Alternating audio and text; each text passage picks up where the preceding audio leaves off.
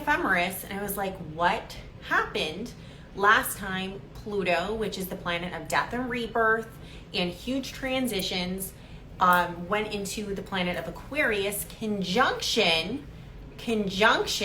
Mercury, which is the planet of communication and ideas, okay? Hey, Randy. So I can't stay in here for too long because I have a client in about 15 minutes. So I'm going to make this short and sweet. I'm going to teach you guys a little history lesson. Hey, Charlene, because I needed to go into that ephemeris. Hey, Matt. And I was like, what is going on here? What can we expect? Okay. Hey, Leah. So what I did, I'm going to look down at my computer because I have my notes here. So from what I can see, the last time, hey, Heather, Pluto, which is the planet of death and rebirth, was in Aquarius, and it actually made a conjunction with Mercury. It wasn't at 0. Okay, so in our recorded history, we don't have any records of Pluto at 0 going conjunction with Mercury in Aquarius at 0. So I found other degrees, and I will tell you those degrees. So in February 1778, from February 7th to February 14th of 1778, there was the Pluto was at 5 degrees, okay? Pluto was at 5 degrees Aquarius, and Mercury was at 3 degrees Aquarius. So that is with an orb, okay? So that's the closest that they've gotten in 200 something years. So I looked up the events of those dates, and we have the Treaty of Alliance with France. So I'm going to read that to you. Treaty of Alliance with France, okay? The American colonies in France signed this military treaty on February 6, 1778. It formalized France's financial and military support of the revolutionary government in America. Remember, Pluto is all about big changes. And when we have Aquarius, it's all about what? Power to the people. It's about changing the collective. It's not just about technology. Now, because Mercury's in Aquarius, we have to think about, okay, there can be some big revolutionary thought here, a lot of conversations. With this moon in Sagittarius, right, which is going to be on America's rising, we have to think about American foreign policy too. Okay, so let's talk about what happened in 1778. The last time, yes, power to the people, power to the individual. Exactly, Christian, you got it. So let's talk about what happened last time that these two were in a conjunction at 3 to 5 degrees, okay? So believing that they would benefit militarily by allying themselves with a powerful nation, the colonies formed an alliance with France against Great Britain during the Revolutionary War. This is from Milestone's document, archives.gov. So this is from the United States government, not Wikipedia.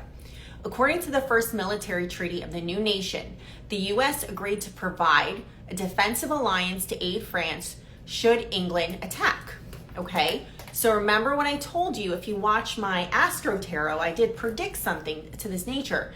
There's going to be some geopolitical shifting of alliances as soon as Mercury conjuncts Pluto and Aquarius. And this is exactly what happened last time in 1778.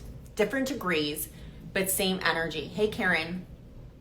American diplomats Benjamin Franklin, Silas Deane, and Arthur Lee negotiated in France on behalf of the American colonies. This treaty is written in both English and French, different communication, right? And remember, these two are not on the same side at first, okay? The two sides also agreed that neither France nor the United States would make peace with England until the independence of the United States was recognized.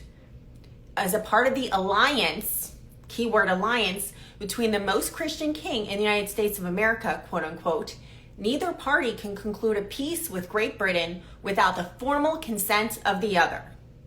So I feel like because Biden, like him or not, I don't like him, that's just my opinion, you don't have to latch on to it, did the 85 airstrikes in Syria, okay, and I think also near Saudi Arabia, there's going to be some geopolitical new alliances with the Mideast there. That's my opinion. France also recognized the independence of the United States is dependent upon military victory.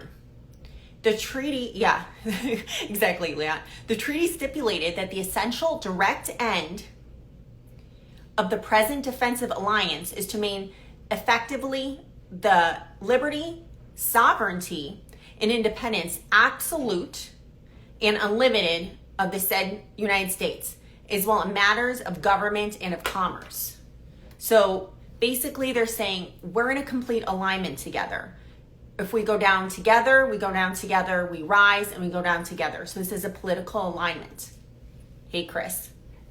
The United States and France agreed not to lay down their arms, sounds familiar, until the independence of the United States shall have been formally or tacitly by the treaty or treaties that shall terminate the war, which is the Revolutionary War between the colonists and the British, the Redcoats. Okay, so the next conjunction I found was in 1790, okay, January 24th through 26th.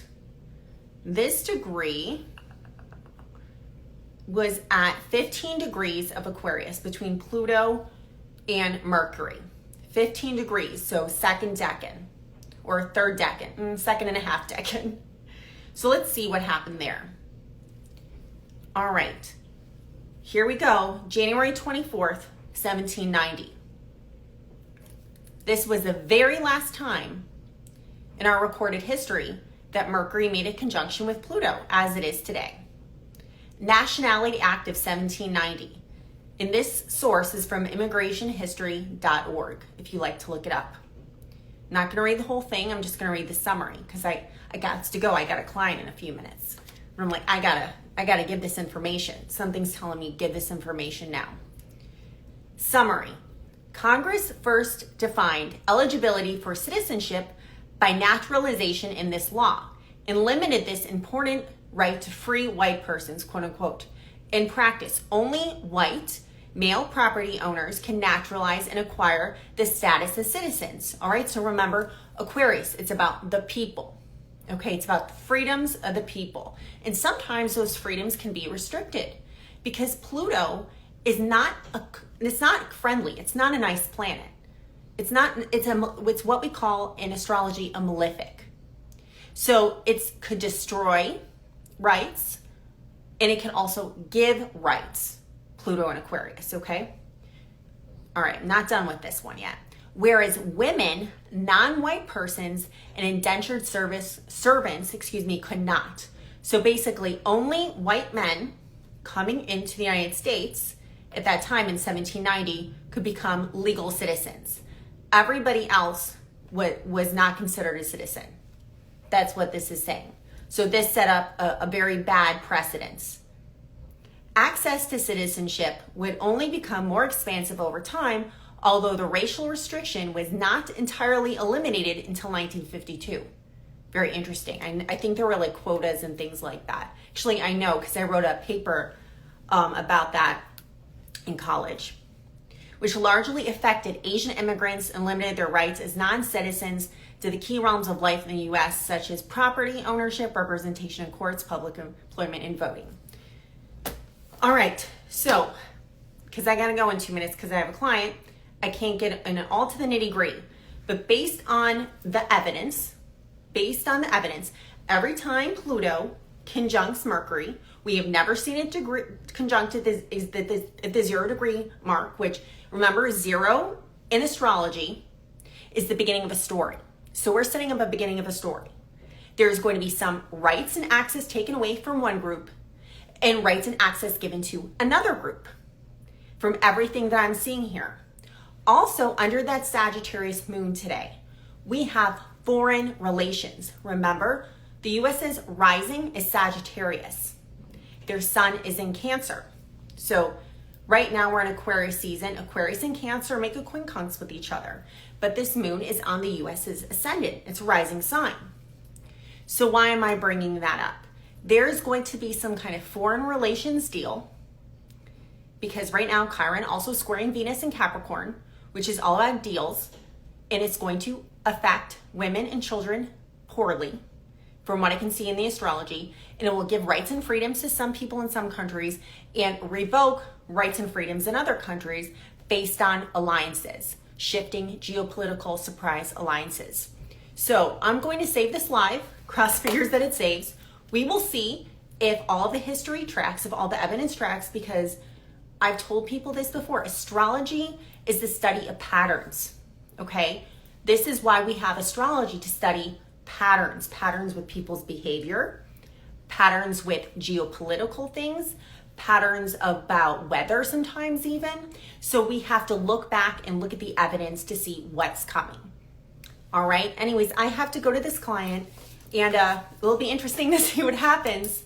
Remember, the only way to book a reading with me, SarahAshleyAstrology.com, and I hope everybody has a really fantastic Sunday.